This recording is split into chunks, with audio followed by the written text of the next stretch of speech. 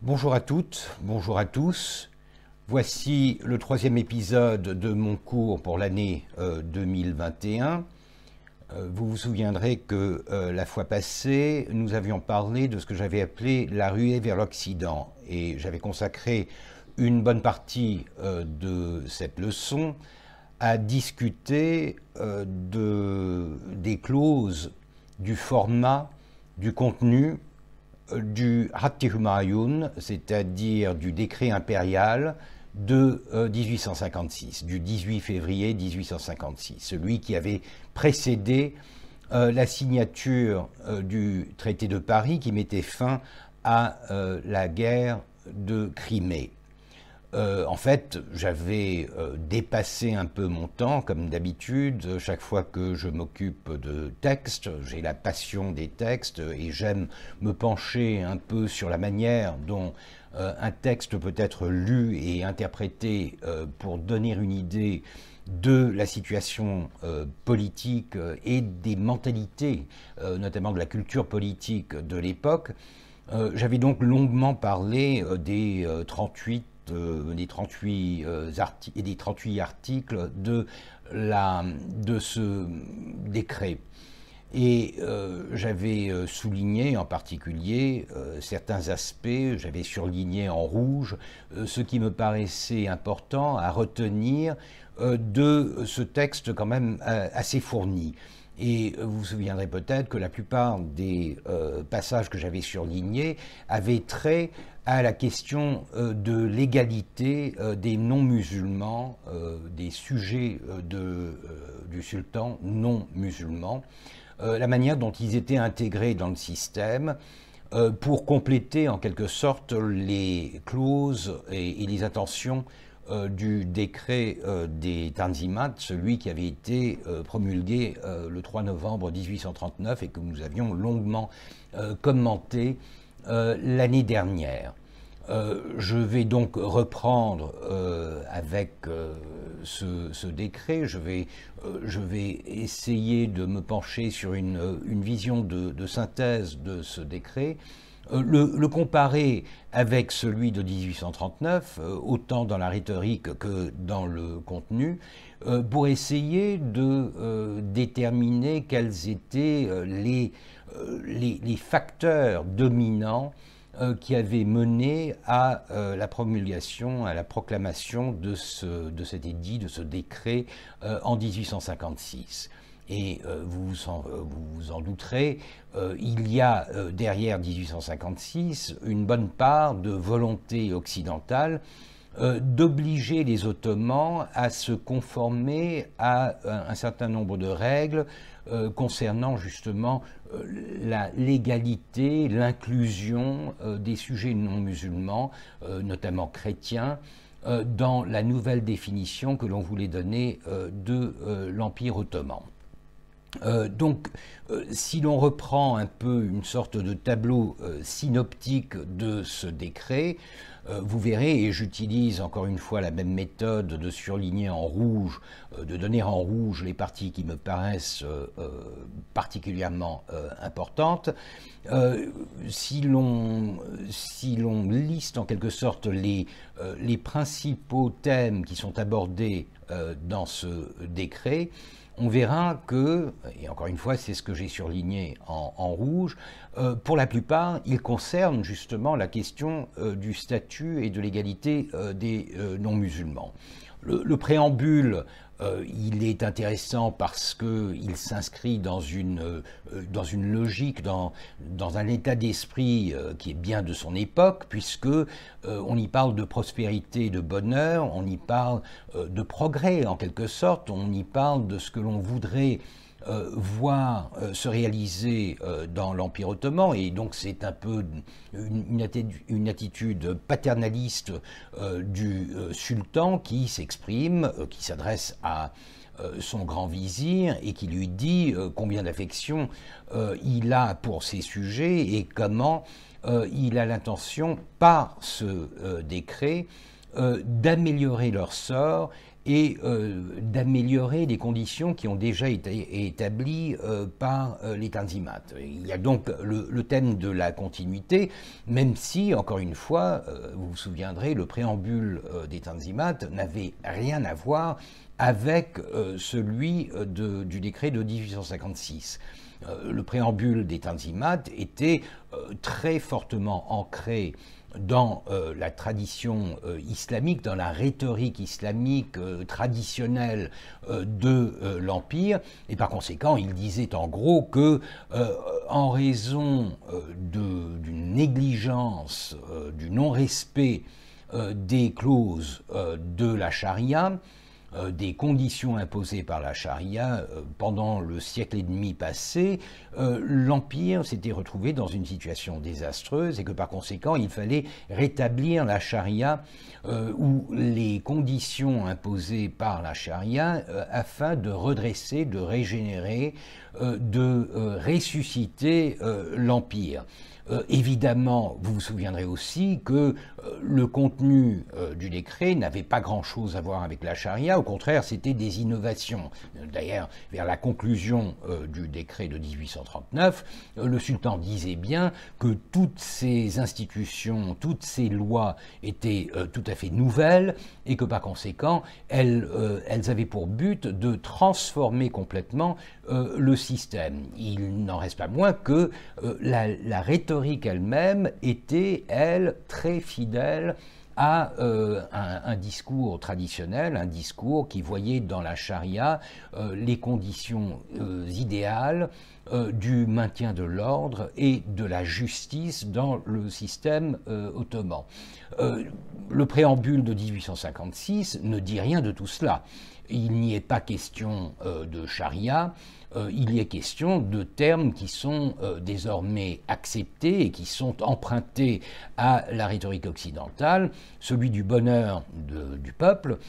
et celui de la prospérité de l'Empire et par conséquent de ses sujets. Le premier article, je suis donc ce tableau synoptique du contenu du décret de 1856, le premier article confirme les Tanzimat. Donc on part du principe qu'il s'agit non pas d'un chamboulement complet du système, mais d'une amélioration, c'est-à-dire qu'on conserve les principes qui régissent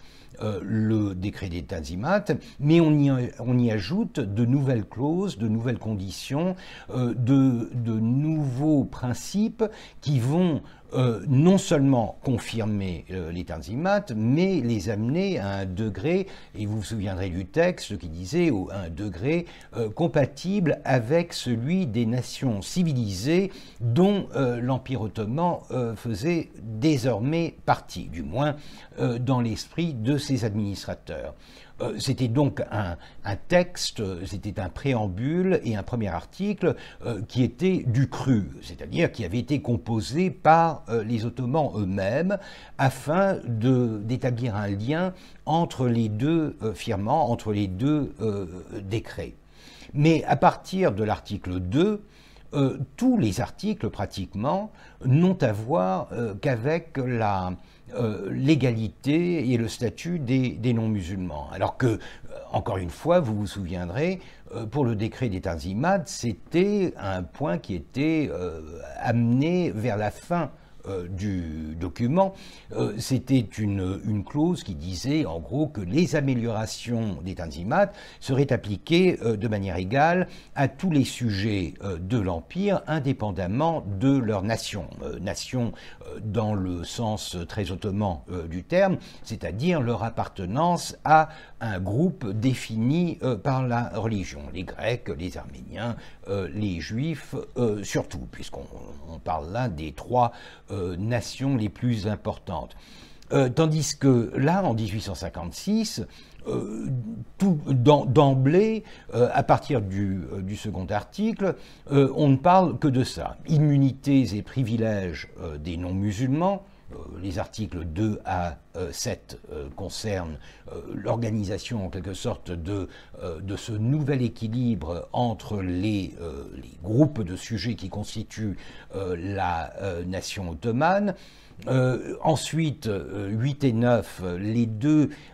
deux articles que j'avais particulièrement soulignés et qui se rapportaient au traitement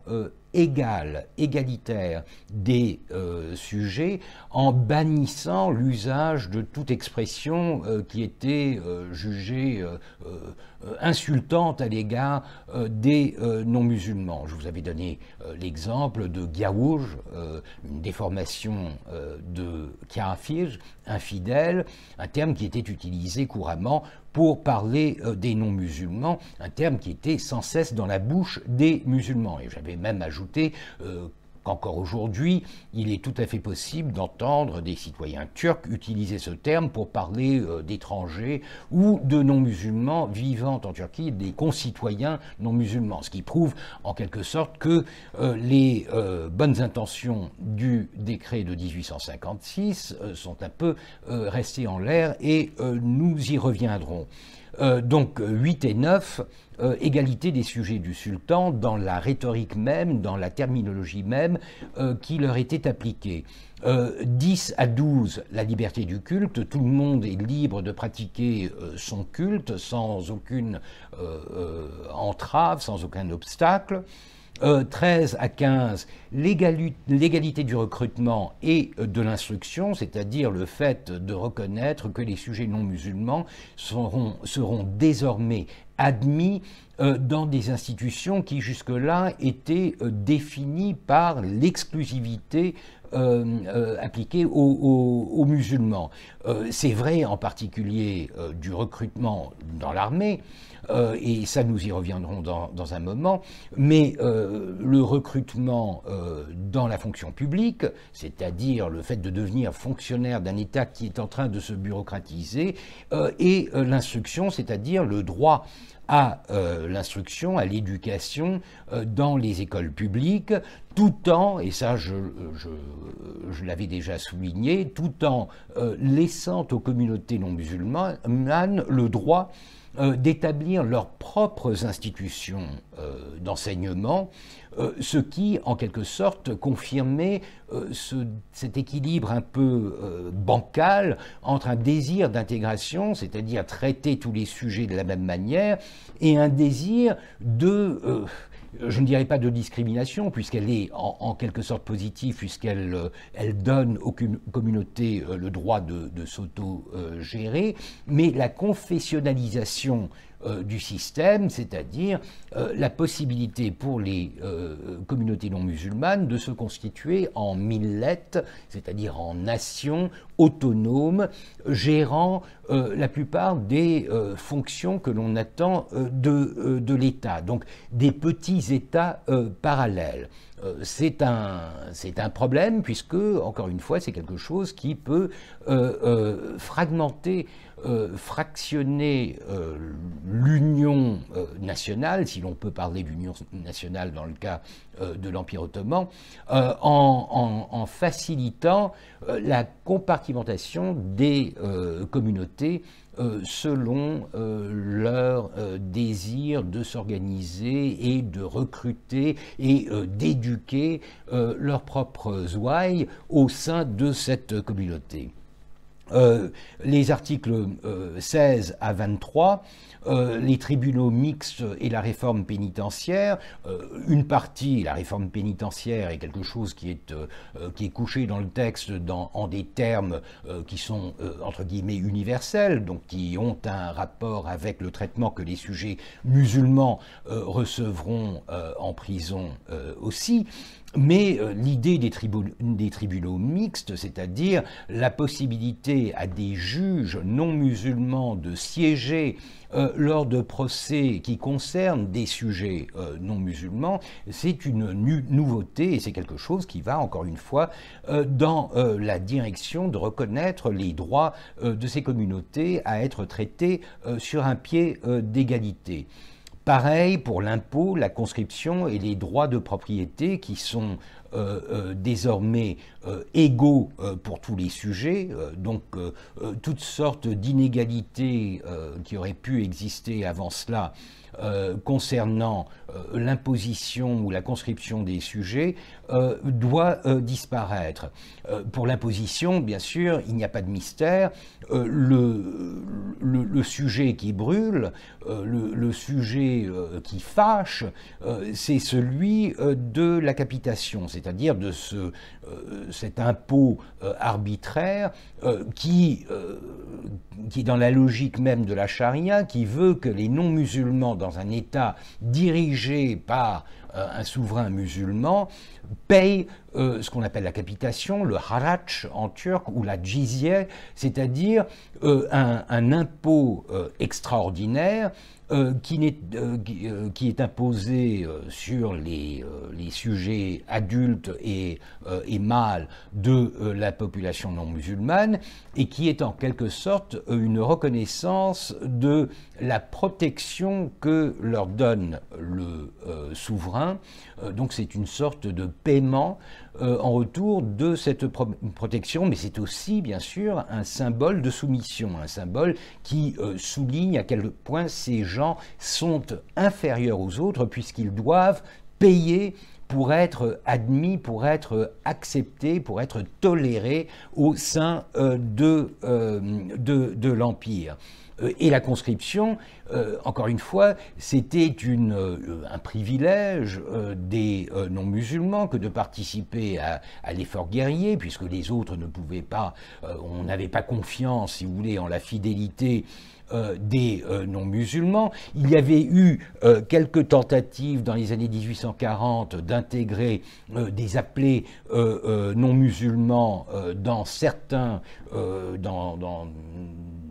certaines divisions de l'armée et de la marine, avec très peu de succès, et par conséquent, on voit là une sorte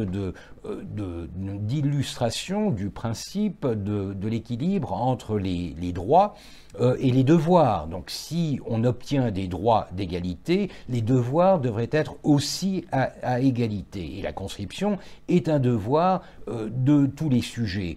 Seulement, pour l'impôt et pour la conscription, on va voir se former une sorte de consensus autour d'un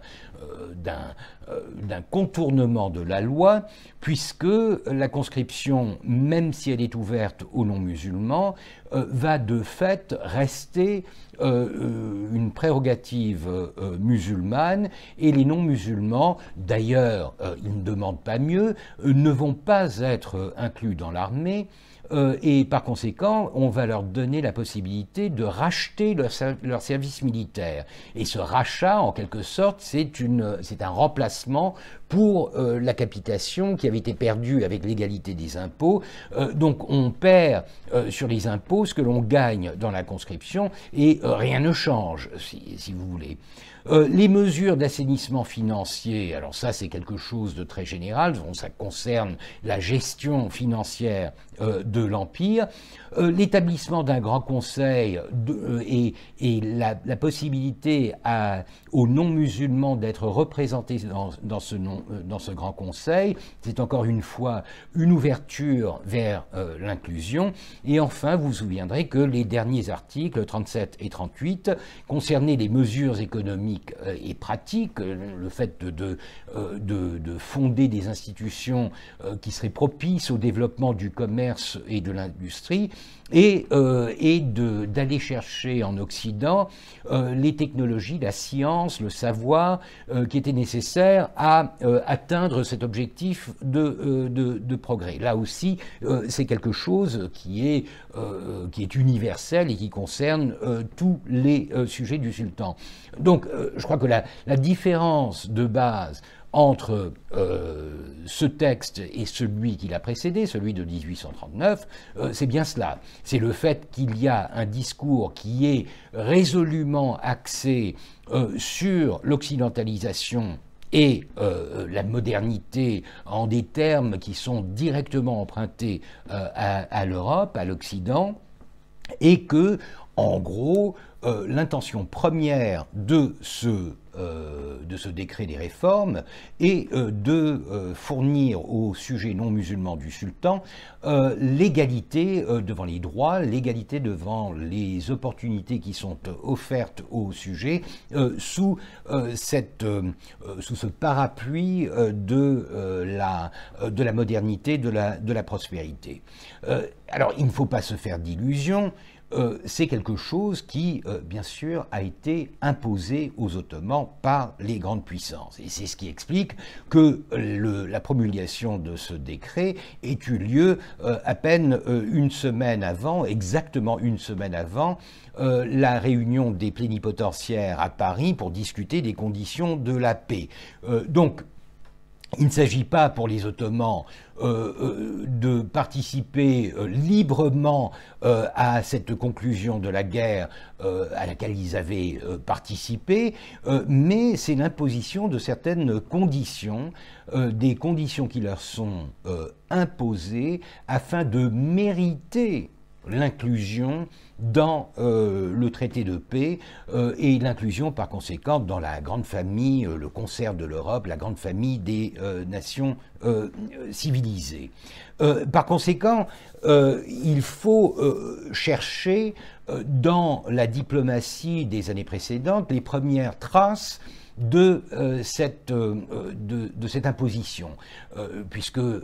évidemment ce n'est pas quelque chose qui se décide du jour au lendemain. Nous avons bien sûr, et pour cela je vous renvoie à l'ouvrage d'Aylin Kochunian que j'avais cité la dernière fois, Negotiating the Ottoman Constitution, où elle consacre quelques pages à l'épisode de la préparation du décret des Tanzimat, du décret des réformes à Constantinople même, à Istanbul même, entre les principaux dirigeants ottomans et les diplomates occidentaux, français et britanniques surtout, en poste dans la capitale de l'Empire.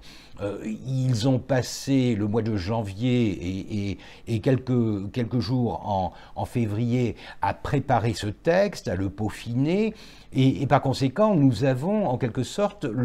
la conjonction, la juxtaposition de deux textes, ou plutôt un texte de base qui est le texte qui a été décidé par les diplomates à Constantinople en janvier-février 1856, auquel ont été ajoutés un certain nombre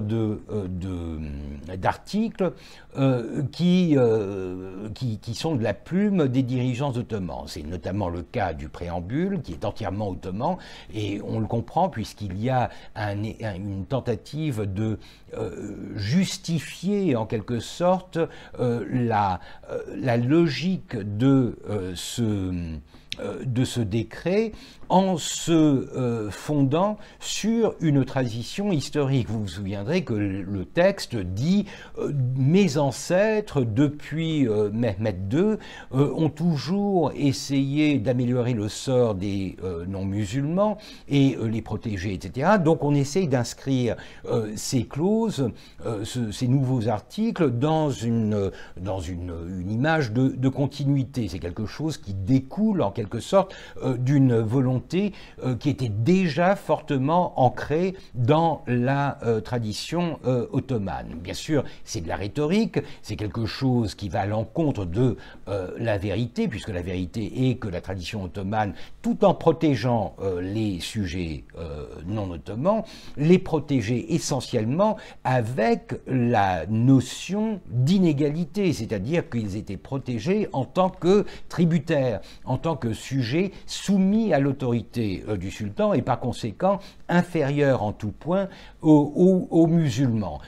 Donc là, il y a bien sûr une sorte de manipulation du texte, mais on comprend pourquoi cela a été fait. L'objectif est quand même de donner une couleur locale, si je puis dire, une base locale, traditionnelle, à un texte qui quand même sent le soufre occidental. Donc c'est un peu en manipulant ce texte, en y ajoutant ces clauses, notamment la confirmation des Tanzimat, et la dernière clause, les deux dernières clauses, celle des réformes monétaires, économiques, industrielles, etc., celle-là aussi a été rajoutée par les Ottomans, ce qui prouve bien que les Ottomans ne voulaient pas se contenter de simplement un décret qui se limitait à reconnaître l'égalité des sujets non musulmans de l'Empire. Alors, si l'on fouille un peu dans la correspondance diplomatique et dans la documentation diplomatique des premières années de la guerre de Crimée, on tombe sur un protocole qui est signé à Vienne le 9 avril 1854, qui est signé par les plénipotentiaires de France, de Grande-Bretagne, d'Autriche et de Prusse, c'est-à-dire la France et la Grande-Bretagne, les deux puissances qui vont s'engager dans la guerre de Crimée et qui se sont déjà d'ailleurs engagées dans la guerre de Crimée et qui vont combattre la Russie pour la défense de l'intégrité des territoires ottomans, et les deux autres puissances qui sont un peu entre deux eaux, l'Autriche qui est coincée entre la pression russe et son désir de participer à un remaniement de la politique occidentale, européenne, et la Prusse qui n'est pas encore une grande puissance et qui par conséquent essaye d'accéder à un statut, à une reconnaissance de son statut de puissance en participant à ces pourparlers diplomatiques. Et il y a dans ce protocole ce qu'on appelle le quatrième point,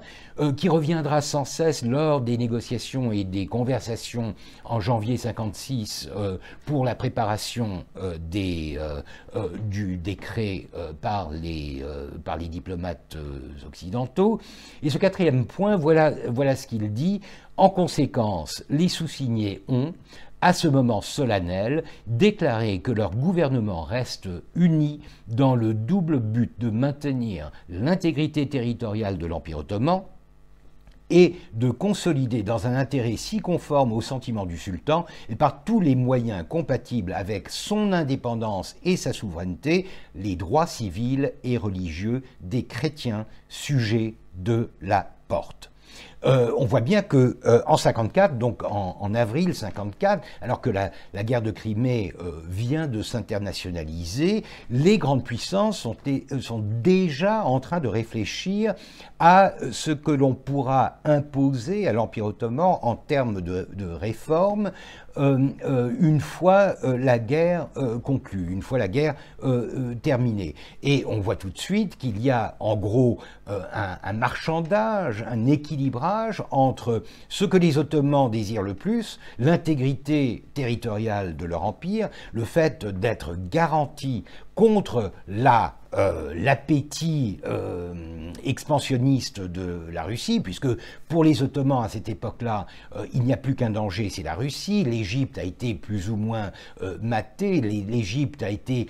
contentée et satisfaite dans son autogestion. Donc le seul danger concret que les Ottomans ressentent à cette époque-là, c'est bien sûr la Russie, ce monstre à leur porte, ce voisin extrêmement puissant qui risque de les envahir autant par les Balkans et de mettre en danger la capitale de l'Empire, puisque leur objectif est de pouvoir se diriger vers les mers chaudes, etc. Et puis bien sûr le Caucase, c'est-à-dire la frontière orientale avec la Russie,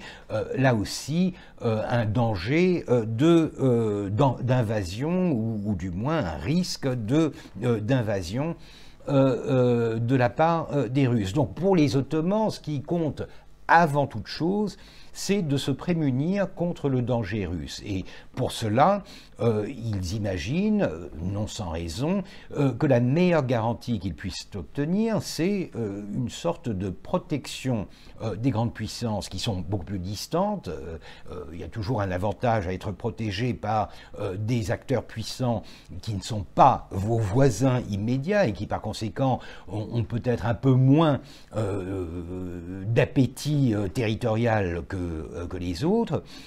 et par conséquent d'obtenir de ces grandes puissances une sorte de garantie de la survie de l'Empire.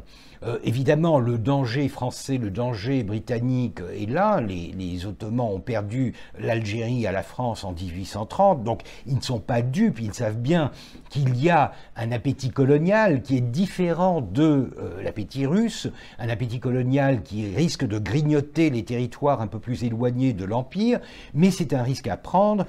Il faut essayer d'obtenir une protection de ces puissances face aux dangers russes. Et par conséquent, les diplomates, les hommes d'État britanniques et français se disent que la meilleure solution de ce problème, c'est de donner effectivement à l'Empire ottoman cette garantie de son intégrité territoriale, quelque chose que la guerre de Crimée, en quelque sorte, confirme, puisque c'est une guerre qui est menée afin d'empêcher l'avancée russe vers les territoires ottomans, mais en contrepartie d'obtenir ce dont il rêve depuis quelque temps, et notamment depuis les Tanzimat, la confirmation décisive des droits des populations non musulmanes de l'Empire. En fait, encore une fois, je pense qu'il faut le souligner, des populations chrétienne de l'Empire ottoman. Chrétienne, pourquoi? Parce que, d'une part, les Russes ont des visées sur, justement, une ingérence dans les affaires de l'Empire ottoman, puisqu'ils ont une influence extrêmement forte sur la population orthodoxe, grecque-orthodoxe de l'Empire, et on se souviendra que c'est à cause de ces ambitions d'ingérence que la guerre s'était déclarée en 1853. Mais il faut aussi souligner que cette insistance sur les droits civils et religieux des chrétiens omet bien sûr une autre communauté non musulmane qui est peut-être pas aussi importante démographiquement, mais qui est quand même extrêmement importante, c'est la population juive. Et vous vous souviendrez qu'il y a eu une révision du texte du décret des réformes, de manière à inclure les juifs, même s'ils n'étaient pas toujours inclus de manière explicite en parlant de la population juive, en la nommant en tant que telle. Je crois qu'il n'y a qu'un passage qui parle du grand rabbinat, mais au-delà, on ne parle jamais vraiment des juifs, mais il y a quand même eu l'ajout de la mention chrétiens et autres. Et les autres, ce sont essentiellement les juifs. Et vous vous souviendrez que c'est grâce à l'effort de certains acteurs économiques et politiques extrêmement puissants, tels les Rothschild, que cette révision du texte a été possible et que par conséquent, en 1856, le texte final a inclus, même si c'était de manière un peu elliptique, a inclus les Juifs dans ces articles. Donc on voit bien que là, il y a un texte qui a déjà été concocté par la diplomatie occidentale. Déjà en 1954, il y avait une idée très claire que la guerre pourrait permettre aux grandes puissances de jouer ce jeu du quid pro quo, c'est-à-dire d'accorder à l'Empire ce dont il avait besoin, la protection de son intégrité territoriale, et qu'en contrepartie, ce serait l'occasion rêvée élevé pour le forcer à faire un pas en avant et de confirmer les Tanzimat en reconnaissant, cette fois-ci de manière explicite et juridique, l'égalité des non-musulmans. Donc, encore une fois, c'est un texte occidental. Et je crois que j'essaye parfois de caricaturer un peu ces décrets. Si 1839 avait été en grande partie proclamé, promulgué pour l'Europe, c'est-à-dire pour s'attirer les sympathies et le soutien de l'Europe à une époque où la crise égyptienne, où le risque d'une invasion égyptienne était extrêmement réel, le décret de 1856 a été rédigé par l'Europe. Donc on est passé vraiment d'un registre qui était quand même beaucoup plus local, c'est les Ottomans essayant de modifier leur système et d'y apporter des modifications de manière à s'attirer les sympathies de l'Occident, et on est passé 20 ans plus tard à une situation où ce ne sont plus les Ottomans qui décident du contenu d'un décret, mais c'est l'Occident qui leur impose une liste des choses à améliorer, et on laisse aux Ottomans le soin de peaufiner un peu le texte et d'y ajouter quelques articles qui lui donneront un peu plus de couleur locale et par conséquent terniront un peu moins l'image du sultan, notamment aux yeux des musulmans. Car il ne faut pas se faire d'illusions, les clauses, les articles du décret de 1856 sont une gifle, une insulte à la population musulmane, puisque on leur dit de but en blanc que désormais il ne s'agit plus de traiter les Gaouj de manière insolente et insultante, et qu'ils ont droit à toutes les prérogatives, tous les privilèges qui jusque-là étaient exclusivement réservés à cette classe de la population. Donc c'en est fini de cette notion d'inégalité qui, bien sûr, grâce à la justice, reste plus ou moins équitable, c'est-à-dire qu'on traite ses inférieurs, on les traite bien, mais on ne les accepte jamais comme des égaux. Et à ce sujet, il y a une anecdote que j'aime bien répéter, une anecdote que j'ai trouvée dans plusieurs publications de l'époque, mais c'est quelque chose qui circulait énormément, et on en parle encore aujourd'hui en Turquie pour donner une idée de l'état d'esprit des musulmans face à cette insulte, cette transformation soudaine du système qui renversait en quelque sorte l'ordre normal des choses en accordant aux non-musulmans l'égalité. La voici, alors je vous en donne une version. Voici une petite anecdote qui montre comment les Turcs se civilisent. Alors déjà, vous voyez le ton un peu paternaliste et extrêmement condescendant qui fait partie un peu de l'orientalisme de l'époque. Le gouverneur d'Erzurum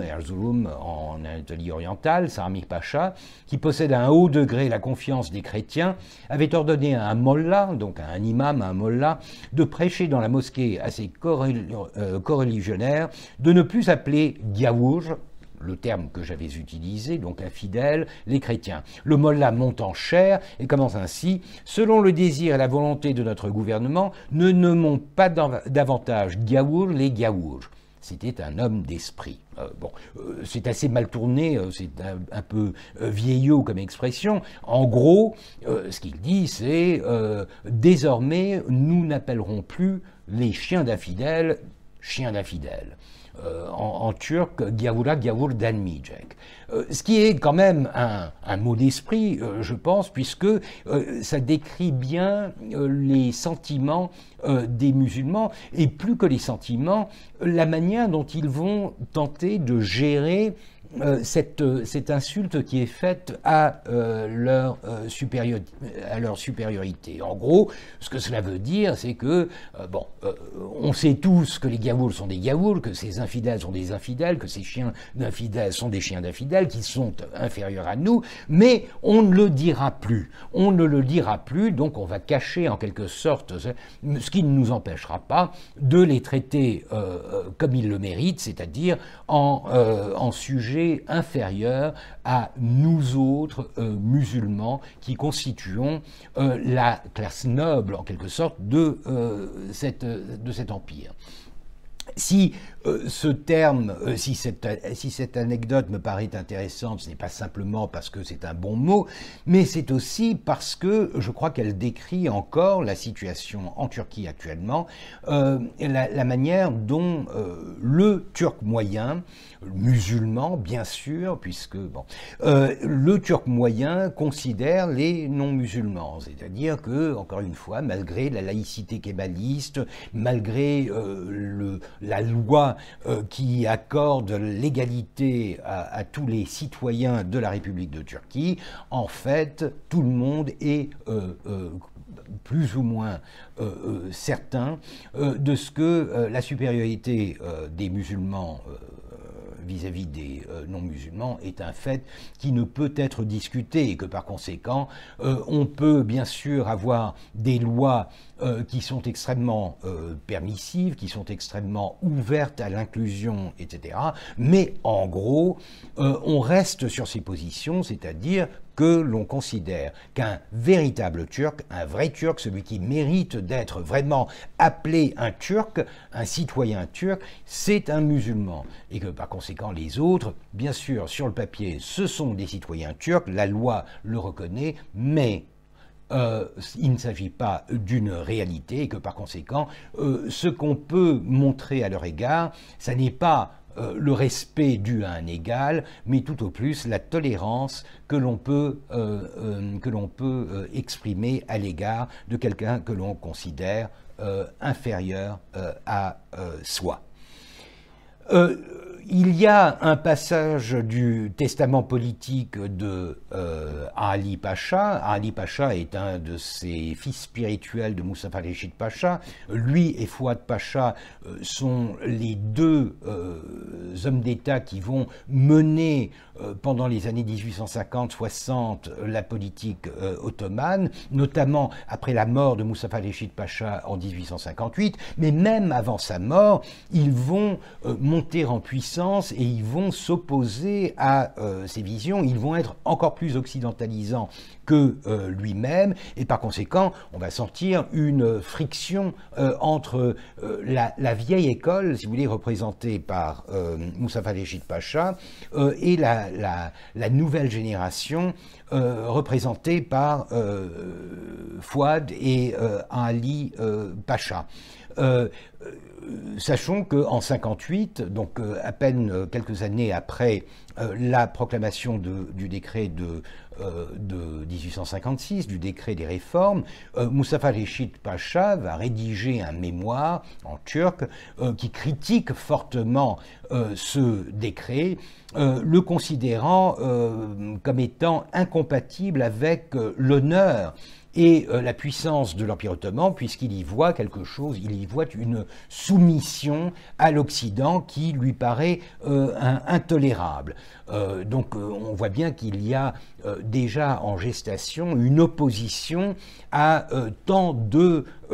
soumission à la voix des puissances occidentales. Et il y a une certaine ironie à cela quand on sait que dans son propre mémoire, à l'intention de Palmerston en 1839, donc à peine quelques mois avant la proclamation du décret des Tanzimat, Mustafa Reşit Pacha lui-même avait utilisé des propos qui étaient,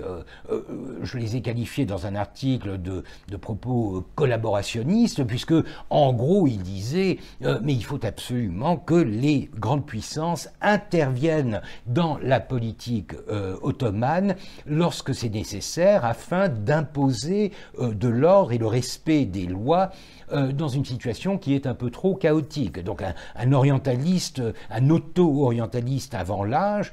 Mustapha Reşit Pacha n'avait pas de scrupule à appeler les puissances occidentales à la rescousse et à l'aide en 1839. Mais en 1856, en partie à cause de rivalités avec ses propres disciples, il va prendre une attitude, il va adopter une attitude beaucoup plus intransigeante et voir dans le décret de 1856 une soumission intolérable aux puissances occidentales. Il est intéressant, je vous disais que Ali Pacha avait rédigé en 1871 un testament politique, donc ça aussi c'est quelque chose qui entre dans le concept de l'occidentalisation. L'idée de rédiger un testament politique est quelque chose qui est très occidental, et ça prouve bien que Ali Pacha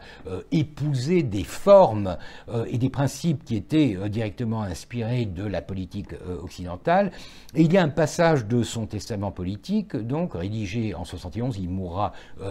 quelques mois après, où il essaye d'expliquer un peu ce qui l'a poussé à promouvoir et à accepter le texte du décret des réformes de 1856. Permettez-moi de citer Ali Pacha dans ce testament politique, le citer directement. Il fallait créer, dit-il, entre l'Europe et nous, des liens plus puissants. Il était indispensable de confondre ses intérêts matériels, ceux de l'Europe, avec les nôtres. Dès lors, l'intégrité de l'Empire, au lieu d'être une fiction diplomatique, deviendrait une réalité. En intéressant directement et matériellement les États européens à la conservation et à la défense du pays, nous prenions autant d'associés pour lesquels la régénération de l'Empire et le développement de ses richesses devenaient une nécessité.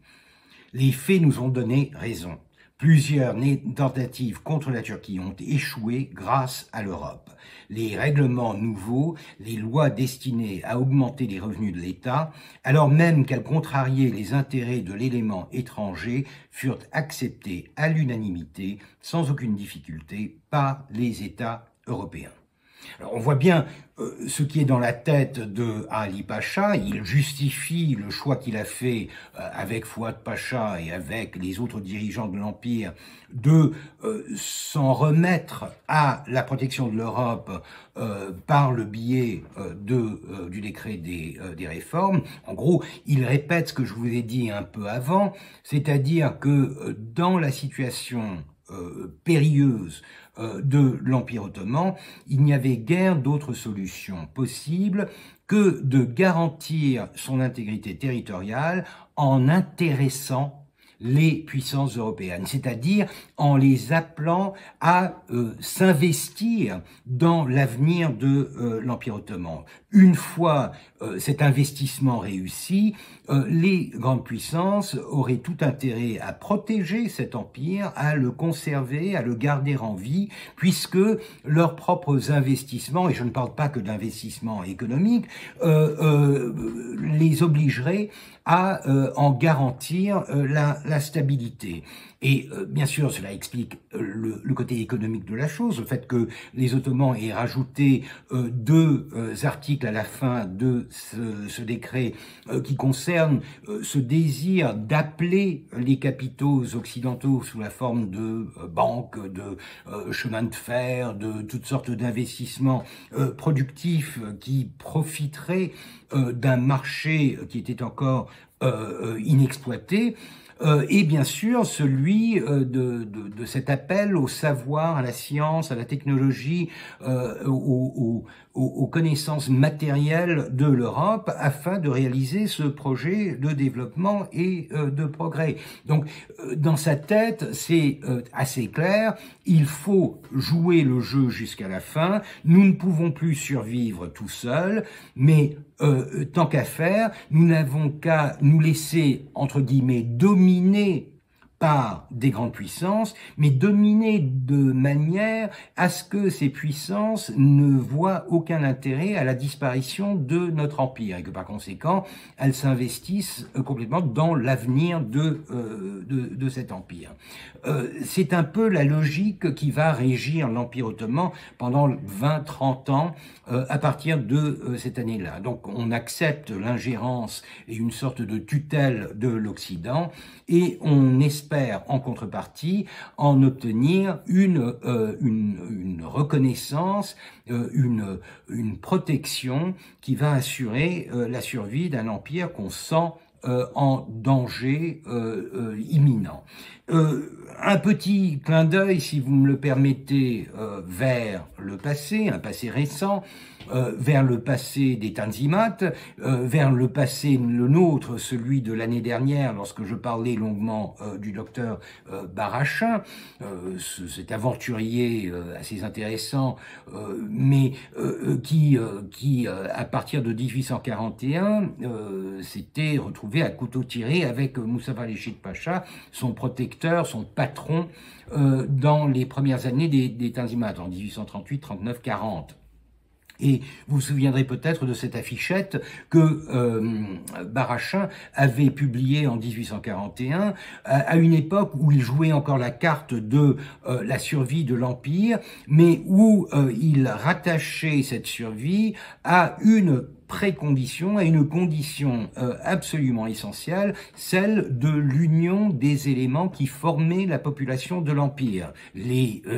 éléments sont définis bien sûr selon un doux mélange d'ethnicité et de religion, donc il y a les Grecs, il y a les Juifs, il y a les Arméniens, il y a les musulmans que l'on considère plutôt turcs, qui ne s'intéressent pas vraiment aux Arabes, mais ils considèrent que toute la population musulmane est représentée en quelque sorte par cette ethnie qui est au pouvoir, et bien sûr tenant la hampe du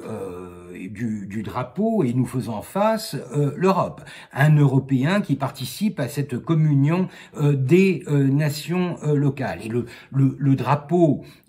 la bannière de ce nouveau régime en dit long sur l'objectif de Barachin. C'est un drapeau tricolore, donc il hérite en quelque sorte de la Révolution française, et chacune des bandes est occupée par un symbole religieux, le croissant, la croix et les tables de la loi, c'est-à-dire la chrétienté, l'islam et le judaïsme se réunissant pour reconstituer un empire en déliquescence, régénérer un empire. D'ailleurs, ce symbolisme donc est déjà très fort en lui-même, mais lorsqu'on voit la légende de cette image, on voit bien, je vais vous lire directement le texte, l'union fait la force, dit-il, c'est un peu le principe des États-Unis, n'est-ce pas, et pluribus unum, l'union fait la force, régénération de l'Empire ottoman consacrée et assurée par l'adoption des principes suivants. Primo, égalité civile et politique des populations. Et là, on voit bien que c'est ce que 1856 va amener, l'égalité civile et politique des populations. Deuxièmement, liberté religieuse complète. Là aussi, c'est exactement ce que 1856 va promettre aux populations non musulmanes de l'Empire. La séparation du spirituel et du temporel, même si 1856 ne parle pas de laïcité, il y a quand même un principe d'un retrait, en quelque sorte, de l'État de ce qui est religieux en tolérant tous les cultes à titre sur un pied d'égalité. Et quatrièmement, le droit de possession accordé aux étrangers. Vous vous souviendrez que lorsque 1856, dans un article, parle de l'égalité devant l'impôt et la conscription, il y a un troisième sujet qui est abordé, c'est celui de la propriété. Et là, on reconnaît l'égalité de tous les sujets devant le droit à la propriété, mais il y a un petit rajout, celui des étrangers, le droit des étrangers à acquérir des biens immeubles dans l'Empire ottoman. Et là aussi, on voit que c'est le rêve, en quelque sorte, de Barachin depuis 1838 qui est réalisé, même si, de fait, ce n'est qu'un peu plus tard que la législation permettra aux étrangers d'acquérir des biens immeubles dans l'Empire ottoman. Donc il y a quand même une certaine ironie à voir cet illuminé des années 1830, Barachin, qui est mort en 54 ou en 55, donc il n'a pas vu la consécration en quelque sorte de ses rêves, mais 1856, le décret des Tanzimat reprend, je dirais mot pour mot, pratiquement les principes qui avaient été énoncés par cet individu en 1841. Donc, ce qui prouve encore une fois que c'est un texte qui va tout à fait dans le sens des désirs, des projets, des ambitions de l'Occident concernant un empire que l'on juge dorénavant incapable de se gérer lui-même et que l'on doit mettre sous tutelle afin d'en assurer la survie. Les conséquences de 1856, j'en ai déjà évoqué quelques-unes. Je vous ai dit que la pilule passait assez mal. C'était une pilule assez dure à avaler. Mustapha Reşit Pacha lui-même avait exprimé des doutes, même plus que des doutes en 58 au sujet de l'opportunité vraiment de céder de tels avantages à l'Occident. Et l'on sait que dans la population, il y a une réaction. Les braves musulmans qui écoutent leur mollah leur raconter que désormais il ne faut pas appeler les gaours des gaours, ces musulmans parfois s'insurgent contre ce qu'ils considèrent être une atteinte à leurs privilèges, à leur statut. Et il y a aussi des populations non musulmanes qui s'insurgent contre la non-application de certains de ces principes, puisque c'est bien joli, bien sûr, de dénoncer tous ces principes dans un décret. L'application de ces principes est une autre affaire qui est extrêmement difficile à réaliser dans les conditions contemporaines de l'Empire. Donc, il y a dans les années, vers la fin des années 1850, un mécontentement que l'on sent très fortement au sein de la population, notamment de la population musulmane. D'ailleurs, il y a en 58-59 un complot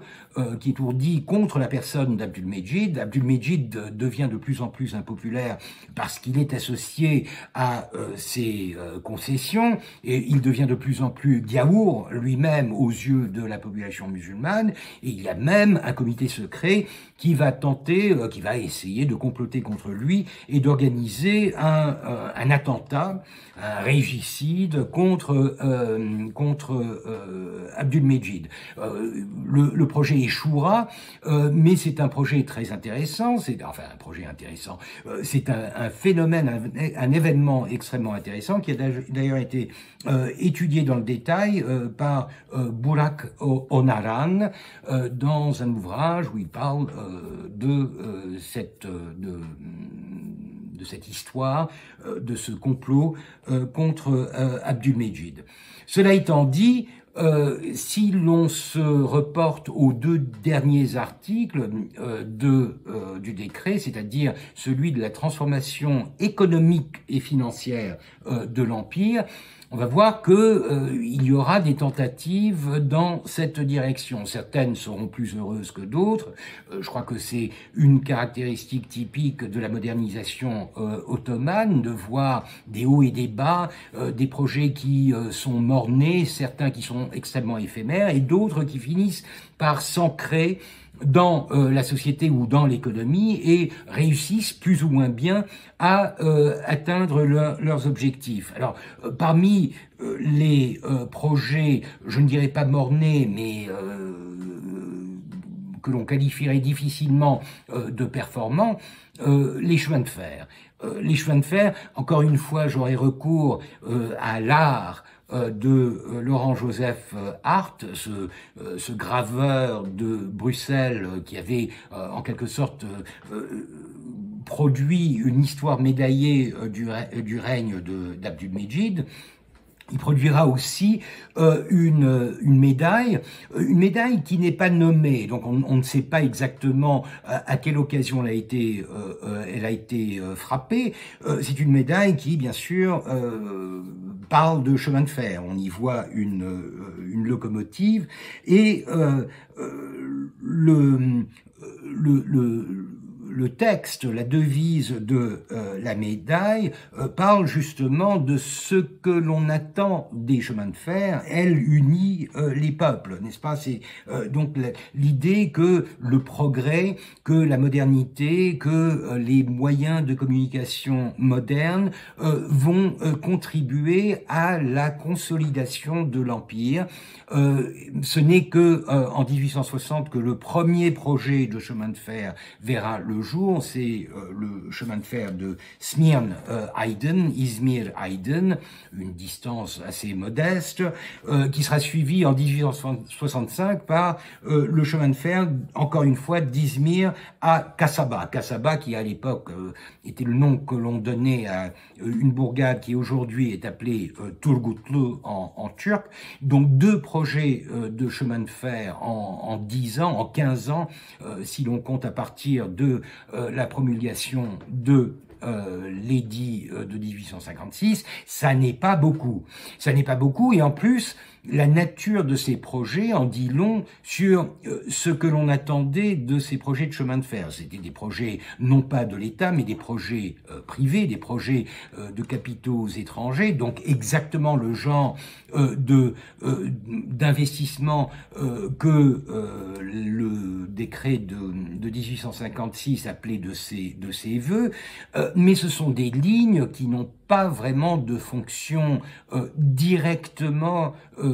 liée à la gestion de la politique ottomane. Izmir, pourquoi? Parce que Izmir, c'est un port d'exportation, c'est un des plus grands ports de l'Empire ottoman, et Aydın et Kasaba, c'est le hinterland, c'est l'arrière-pays de Smyrne, d'Izmir, c'est la région dans laquelle on produit où l'on produit ce qui va être exporté vers l'Occident. Et par conséquent, ces projets de chemin de fer ont une vision extrêmement ciblée, extrêmement focalisée de leur objectif, c'est de servir la pénétration du marché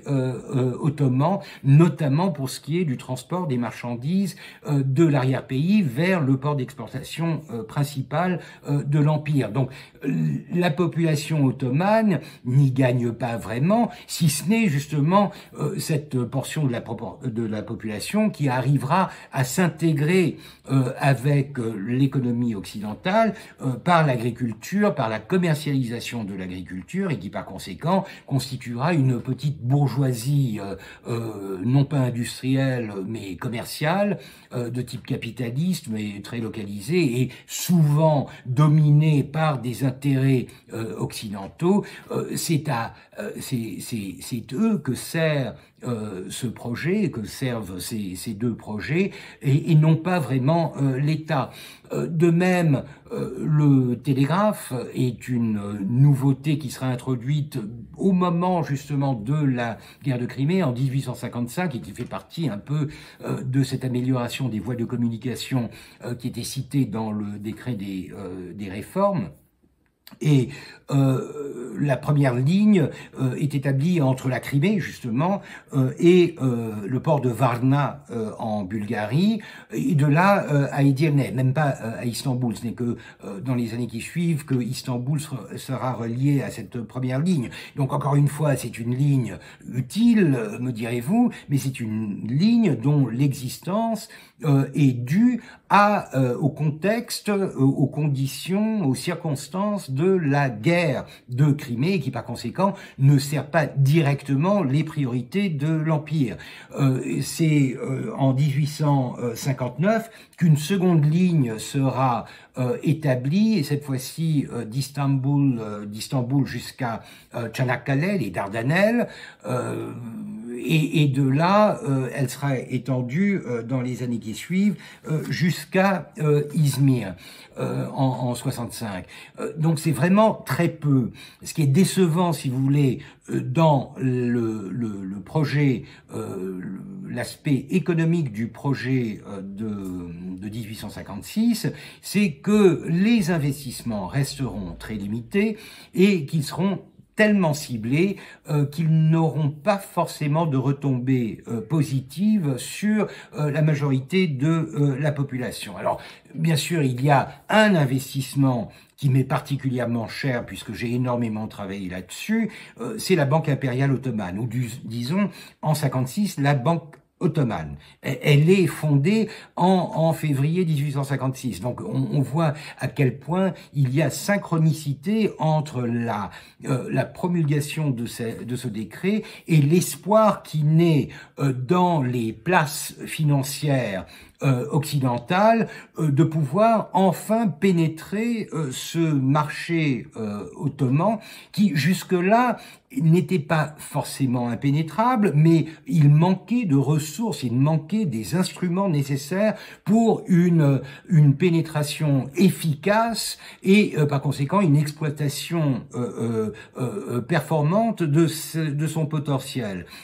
À chaque fois, il y avait des obstacles locaux, les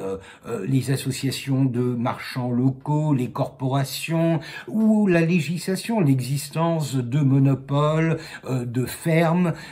des choses que depuis 1838 l'Empire ottoman essaye, sous la pression du libéralisme britannique, essaye d'abolir, mais qui résistent parce qu'elles sont profondément ancrées dans la tradition politique et dans les équilibres économiques et sociaux de l'Empire. Avec 56 et la décision venant de haut d'appeler les Occidentaux à investir dans l'Empire ottoman, il y a beaucoup d'entrepreneurs qui vont se lancer dans ce genre d'aventure, et c'est notamment le cas d'un petit groupe de banquiers à Londres, de la City à Londres, qui vont fonder en 1856 la Banque ottomane. Et la Banque ottomane, contrairement aux chemins de fer qui sont un peu lents à démarrer, va avoir beaucoup de succès assez rapidement parce qu'il n'y a pas vraiment de banque locale, il y a une banque de Constantinople, mais le marché est dominé par des acteurs locaux qui sont plutôt des usuriers que des banquiers qui travaillent avec des taux d'intérêt extrêmement élevés et qui par conséquent se retrouvent tout d'un coup avec une institution qui, avec un capital britannique assez considérable, va remettre en question leur domination du marché. Et par conséquent, du moins dans le contexte de quelques villes, puisque la Banque ottomane va s'installer à Bucarest, à Istanbul, à Izmir et à Beyrouth, donc c'est un début assez modeste, et encore une fois, on voit bien que ce sont des villes qui sont déjà assez commercialisés, assez développés, et surtout qui ont pignon sur rue, c'est-à-dire qui ont un contact direct avec l'arrière-pays ottoman et qui par conséquent comportent déjà une bourgeoisie d'affaires, une bourgeoisie commerciale qui est susceptible de s'intéresser aux activités d'une banque, à des activités un peu plus institutionnalisée, un peu plus stable que celle des banquiers locaux. Et d'ailleurs, ce n'est pas que des particuliers, c'est l'État lui-même qui va profiter de la présence de cette banque pour commencer à emprunter. L'État a déjà emprunté en 54 et en 55 sur les places occidentales, mais ce sont de gros emprunts dont la plus grande portion a déjà été dépensée en partie à bâtir des palais, mais surtout à financer financer la guerre de Crimée. Donc il n'y a pas grand-chose à utiliser pour les dépenses au jour le jour d'un empire qui a de la difficulté à gérer un tel territoire. Et par conséquent, la Banque ottomane est une alternative des plus bienvenues à la prédominance des banquiers locaux qui appliquent généralement des taux d'intérêt prohibitifs aux crédits qu'ils offrent au gouvernement. Donc la banque commence à s'implanter dans les milieux bourgeois, si vous voulez, autant occidentaux, les expatriés, les installés, les occidentaux qui vivent dans l'Empire ottoman et qui commencent à commercer de plus en plus et à exporter des produits locaux, mais aussi avec la bourgeoisie locale, souvent non musulmane, mais avec l'État aussi. La banque commence à se faire des amis et à se faire une réputation positive, à tel point que, au bout de quelques années, en 1863, alors que l'Empire décide d'aller de l'avant et de se constituer une banque d'État, chose qui n'existait pas jusque-là, une banque d'État, une banque d'émission et une banque d'État, c'est sur la Banque ottomane que va se porter le choix des dirigeants occidentaux. Et ils vont, puisque Ali Pacha, Fouad Pacha, ils sont encore là, ce sont eux qui dirigent le système, la Sublime Porte à cette époque-là, ils vont avoir une réaction qui est tout à fait qui va tout à fait dans le sens du testament politique d'Ali Pacha, c'est-à-dire qu'ils vont demander à la Banque ottomane de s'associer à des capitaux français. C'était une banque privée qui n'avait que des capitaux anglais, de s'associer à des capitaux français afin d'agrandir le capital pour devenir une banque d'État, mais surtout pour diviser en quelque sorte le capital, diviser pour être soumis, c'est le choix des dirigeants ottomans. Ils se disent que si on arrive à diviser le capital, si le capital est divisé entre Londres et Paris, on aura un peu plus de possibilités à jouer des rivalités qui pourraient exister entre les deux parties constituantes de ce capital, et par conséquent, même si nous dépendrons d'une entreprise qui, après tout, est privée, nous aurons un peu plus de liberté, un peu plus de jeu dans cette situation de domination. Donc, la Banque ottomane est un bon exemple d'une institution qui fait souche, qui prend racine et qui, grâce à sa réussite, va pouvoir agrandir sa perspective, augmenter ses ambitions et devenir une des principales entreprises, une des principales institutions soutenant l'Empire ottoman dans sa quête de progrès et de survie, puisque la plupart des emprunts à partir de 1863, mais même avant ça, en 58, seront gérés par la Banque ottomane en tant qu'agent, en tant qu'intermédiaire entre le gouvernement ottoman et les places financières occidentales. Donc, vous voyez bien qu'il y a un développement économique, il y a des investissements, il y a une forme d'infrastructure qui commence à se mettre en place, mais toutes ces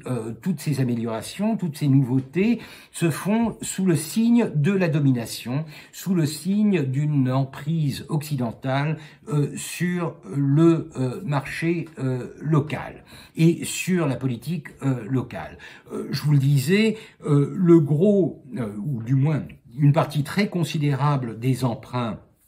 va être dépensé à bâtir des palais, puisque l'Empire est convaincu que l'image de marque, la vitrine en quelque sorte, est aussi extrêmement importante, et le palais de Dolmabahce, cette cette tarte à la crème que l'on voit encore sur le Bosphore va être bâtie en grande partie avec des crédits empruntés soit en Europe, soit sur la place locale, et ce sont des millions qui seront dépensés pour une fantaisie à l'occidental, alla franca, dont on connaît bien le faste et le côté un peu kitsch. Je vous le disais, Ali et Fouad Pacha, Ali à gauche, Fouad à droite, sont les dirigeants de l'époque. Parce que les Tanzimat, c'est une bureaucratisation de l'Empire. Depuis 1839, puisqu'il y avait déjà en 39 un désir des dignitaires de se libérer de l'emprise du sultan, mais ils avaient beaucoup souffert sous Mahmoud II, et là, ils avaient réussi par le décret des Tanzimat à s'émanciper en quelque sorte et se libérer des risques très réels que représentait l'arbitraire d'un sultan extrêmement autoritaire, voire un autocrate. Abdülmecid, son fils, sera beaucoup plus modeste, et par conséquent, il sera possible à la bureaucratie ottomane, aux hommes d'État, de se constituer en une sorte de classe dirigeante qui déterminera en grande partie les conditions dans lesquelles la transformation de l'Empire devra avoir lieu. Parmi ceux-ci, Reşit Pacha, bien sûr, est une figure prééminente, c'est lui qui, jusque dans les années 1850, va diriger l'Empire en tant que grand vizir, ministre des Affaires étrangères, etc. Mais ses disciples, Ali et Fouad Pacha, finiront par l'emporter sur sa propre puissance et devenir une sorte de Doumvira, un peu à la Poutine et Medvedev, puisqu'ils vont alterner entre le poste du grand vizirat et du ministère des Affaires étrangères, l'un après l'autre, et par conséquent se constituer en une sorte d'élite au sommet de la bureaucratie ottomane. Et cette bureaucratie, ce qui la symbolise le mieux, c'est la Sublime Porte, dont on voit ici une représentation dans une des premières revues illustrées de l'Empire ottoman, donc un dessin un peu naïf, mais c'est le Bab Ali, la Sublime Porte, c'est-à-dire les bureaux du grand vizirat qui sont au sommet de la hiérarchie étatique et qui dirige en grande partie l'Empire ottoman. Et c'est l'occasion justement de s'interroger sur l'application ou non de certains des principes énoncés dans le décret des réformes. Vous vous souviendrez que l'un des principes de l'égalité accordée aux non-musulmans, c'était le recrutement dans la fonction publique. Le fait que ce qui était jusque-là une sorte de prérogative, un privilège réservé uniquement aux musulmans, serait désormais ouvert aux non-musulmans. Évidemment, nous avons dans les périodes antérieures bien des cas de non-musulmans qui dirigent certains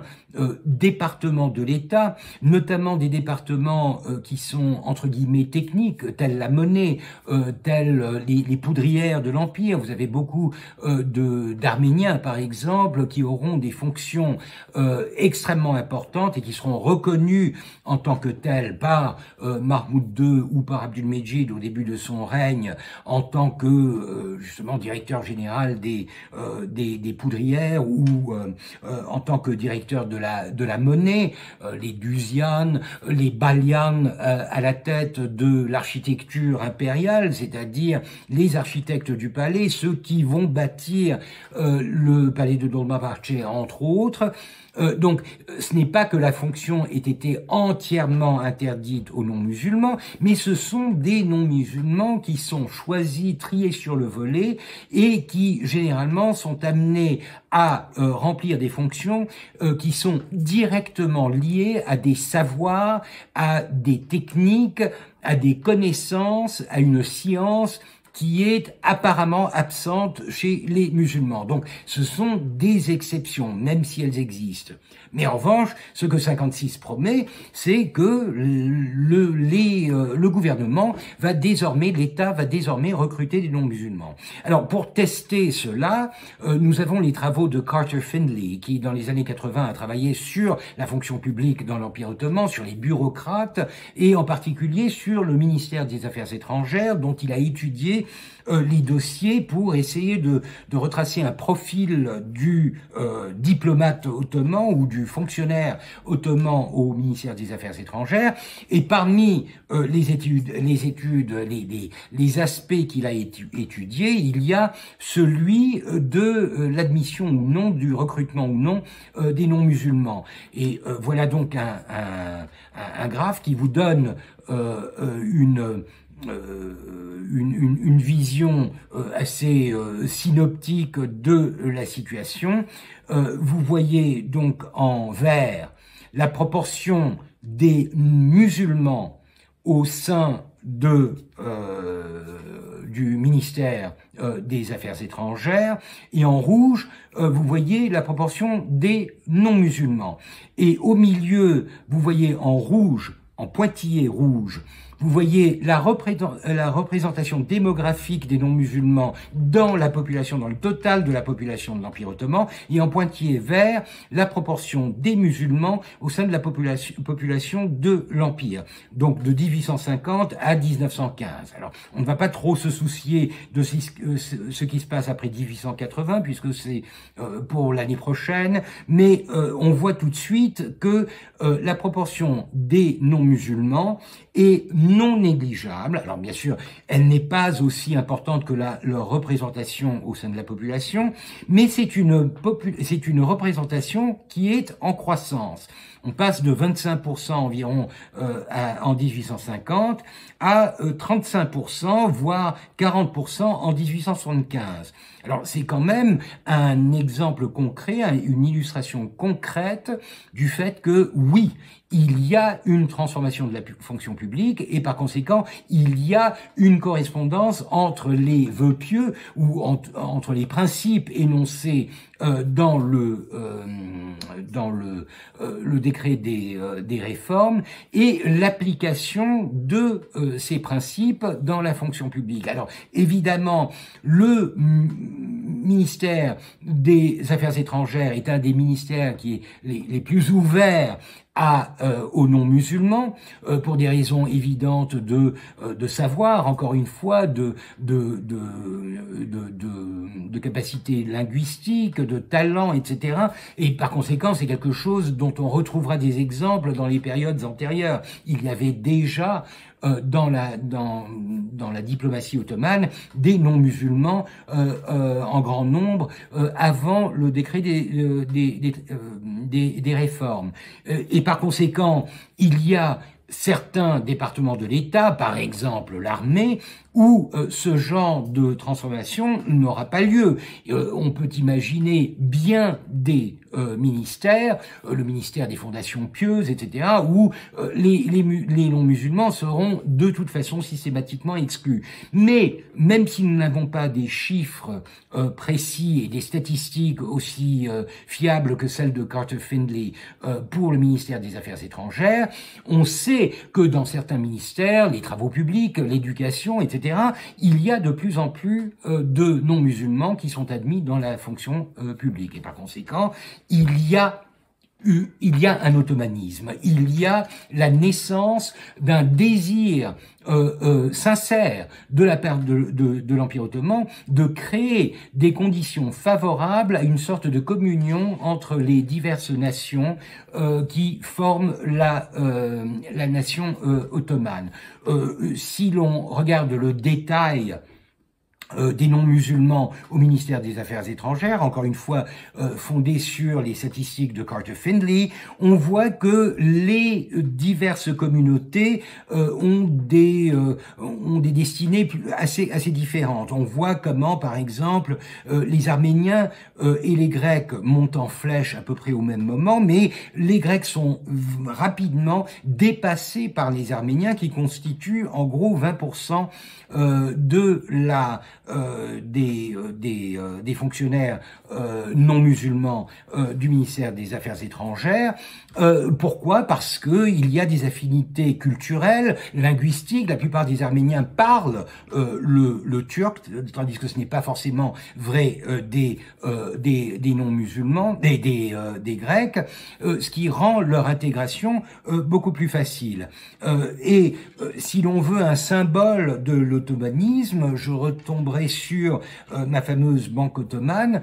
pour vous montrer cette banknote qui a été émise en 1870 et qui est un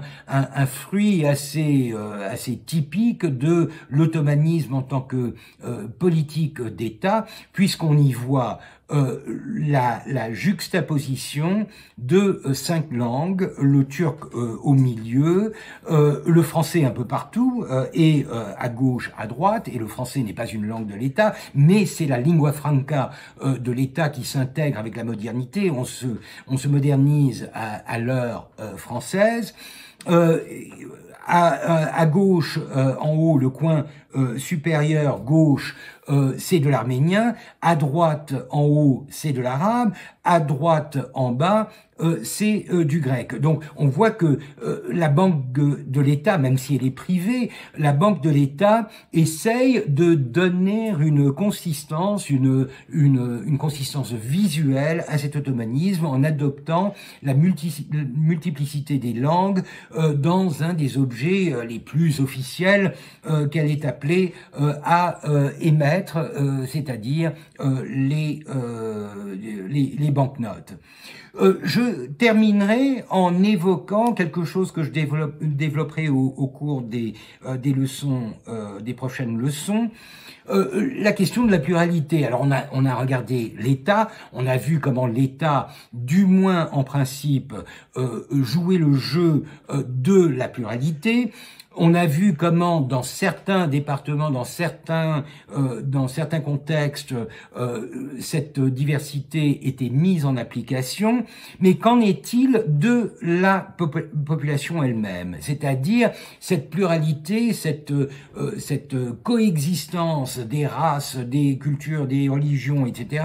Comment est-elle transformée par cette modernité, par l'occidentalisation dans laquelle s'est engagé l'Empire ottoman à partir des années 40, mais en particulier en 1856. Pour cela, j'utilise toujours une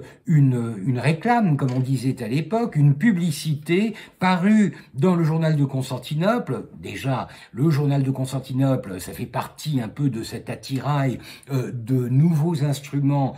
occidentalisés. C'est un quotidien en français qui est publié à Constantinople même. Donc c'est une publicité en 1848 et vous voyez c'est un texte quand même qui vaut le détour. On propose des chapeaux pour dames, des manteaux pour dames, un assortiment de cravates s'il vous plaît pour hommes au grand bazar parisien. Alors déjà vous avez un sous-texte qui à mon avis est très important, c'est la référence à Paris. Paris, la France. Il s'agit de mode, bien sûr, mais déjà la langue elle-même, le français, c'est une référence directe à la France, à l'influence française et à ce que la France représente en matière de modernité, de civilisation aux yeux du public occidental, du public ottoman, des élites, mais aussi des classes moyennes que l'on essaye d'aguicher par cette publicité. Et vous avez un autre sous-texte qui est celui non pas de l'idéologie dominante, mais celui de la réalité contemporaine, de la réalité sur le terrain. Et là, il faut lire les parties de cette publicité qui s'adressent justement aux consommateurs visés. Alors, Étrenne pour messieurs les Grecs, Arméniens, etc. Alors, le etc., j'adore cet etc. parce qu'il est d'une arrogance, mais aussi d'un vague qui est dur à expliquer. Mais en gros, cela vous donne une idée très précise de ce qui est visé. C'est justement les populations non musulmanes, les populations chrétiennes, en fait, de l'Empire, qui sont visées les premières par cet épanouissement de la modernité dans la capitale de l'Empire ottoman. Et etc., ça n'est même pas les Juifs, puisqu'on parle du Nouvel An 1848, ancien style, on parle de la fête des rois, du nouveau style. Toutes les références, cette publicité a été publiée le 6 janvier 1848, donc c'est la fête des rois, c'est l'épiphanie. Le texte est complètement chrétien, c'est-à-dire le contexte est complètement chrétien. Donc, dans ces etc., on comprend bien que les Turcs, les musulmans sont complètement exclus, ça n'est pas eux qui sont visés, mais les Juifs aussi, puisqu'il faudra quand même quelque temps pour que les Juifs soient amenés à s'occidentaliser par le biais de l'Alliance israélite universelle, par l'adoption du français, etc. Et il faut encore quelques années pour qu'ils atteignent le niveau requis pour être cités au même titre que les Grecs et les Arméniens. Voilà donc un contexte qui commence à se préciser. Un contexte qui se situe en plein dans l'Occident, un Occident qui est très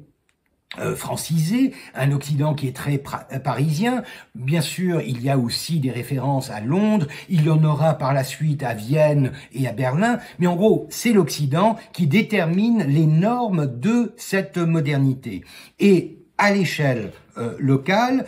ceux qui sont visés, ce sont les chrétiens. Et les chrétiens, ce sont les Grecs, les Arméniens et bien sûr les étrangers. Les étrangers, ceux que l'on appelle parfois des Levantins parce qu'ils sont implantés en Orient depuis longue date, mais c'est un secteur de la population qui est très précisément ciblé. Et par conséquent, c'est un cosmopolitisme, si l'on veut vraiment utiliser le terme de cosmopolitisme, et je reviendrai là-dessus parce que c'est un terme extrêmement problématique, c'est un cosmopolitisme de seconde zone, un cosmopolitisme presque colonial, c'est-à-dire qu'on pourrait imaginer la publication de cette publicité dans un quotidien publié à Alger. Ce serait probablement un format et un texte extrêmement similaires que l'on rencontrerait dans ces conditions-là. Donc la pluralité, je ne parle pas de pluralisme, mais la pluralité dans l'Empire ottoman, surtout après 1856, elle va se conjuguer dans un contexte qui est fortement déterminé par des relations de dépendance et de domination où l'Occident détermine la norme de ce qui est moderne et ce qui doit circuler dans les cercles qui veulent s'intégrer à cette modernité. Nous reviendrons sur tout cela la semaine prochaine lorsque nous parlerons des dernières illusions, les années 1860 et particulièrement la fin des années 1860. Jusque-là, je vous souhaite tout le meilleur et n'oubliez pas de porter vos masques. À très bientôt, merci.